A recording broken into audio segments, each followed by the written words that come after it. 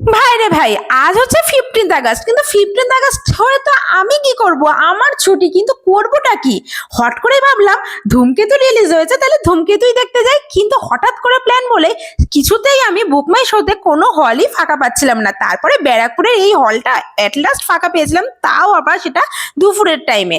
যাই হোক, পেয়েছি তো, তাই দুপুরই চলে গিয়েছিলাম আমরা মুভি দেখতে। আর মুভিটা কিন্তু দারুণ হয়েছিল। আর মুভি দেখা তো কমপ্লিট হয়েছে, কিন্তু শুধু মুভি দেখে বাড়ি আসা যায় নাকি?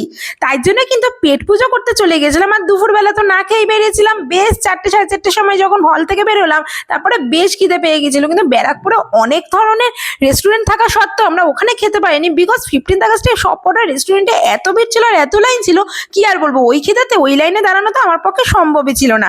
তারপরে আমরা সোদপুরে আসলাম। সোদপুরে আসার পর কিন্তু এই পেঙ্গুইন থেকে কিন্তু আমরা এই বিরিয়ানিটা অর্ডার করেছিলাম। আর ওই খিদের চোটে এই বিরিয়ানিটা তো জাস্ট অমৃত লাগছিল। যাই হোক, চ্যানেলটা একটা সাবস্ক্রাইব করে দিও।